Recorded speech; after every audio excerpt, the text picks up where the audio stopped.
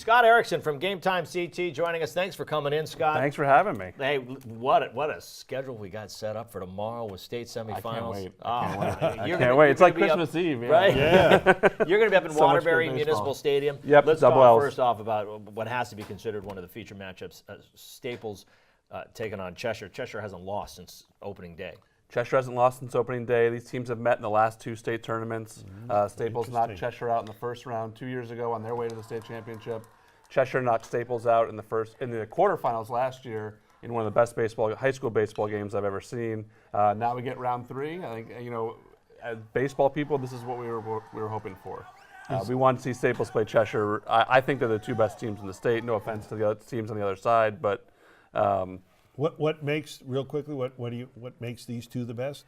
Deep lineups, deep pitching staffs, quality coaching. They don't make a ton of mistakes, and when you're playing at this time of year, if you don't make a lot of mistakes, that helps a lot. But the pitching staff depth really does help, especially for Staples. They just have so many arms that they can go to.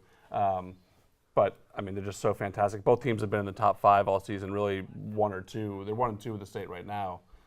So it doesn't really get much better than that game. Now, hopefully it plays out that way, So you never know with baseball. At Municipal Stadium tomorrow, you have that as the nightcap, and then the early game was Amity Southington. Amity Southington, Amity in their 7th straight semifinal, which is absolutely incredible in a single elimination baseball tournament. And then Southington, a lot of those kids won Legion last year.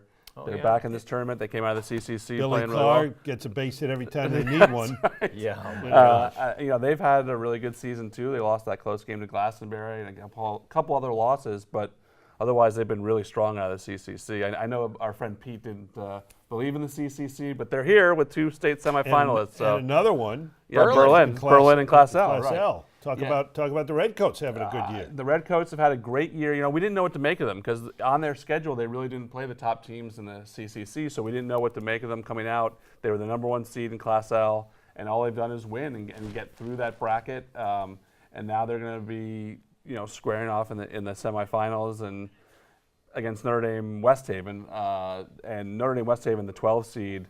We really liked them when the tournament started coming out of the SEC. We feel like that's that and the FCIAC are the 2 best conferences. So not hugely surprising to see them get through. There were some other teams I thought might get through, Bethel or someone like that. But Notre Dame West Haven, I think, is going to give Berlin a great game, and we'll see what happens. A team that was kind of surprised me a little bit was Waterford. Waterford seemed to struggle a little bit as the season wore on, and now here they are in the semifinals. Waterford's kind of a year ahead of schedule right now with this run because there are a lot of juniors in that team. They have a couple seniors, but mostly juniors on the team. And to make the run to the semifinals, I think is awesome for them. If they can win one more, then fantastic. But we'll see. I liked Massac a lot coming out of the SWC. Massac was a team I picked to go to the championship in L. So it'd be nice if I could get a pick right. There you go. Well, we'll find out. We're getting real close. It'll be a big day tomorrow. Weather's going to be good, and it's always good to have Scott Ericson with us.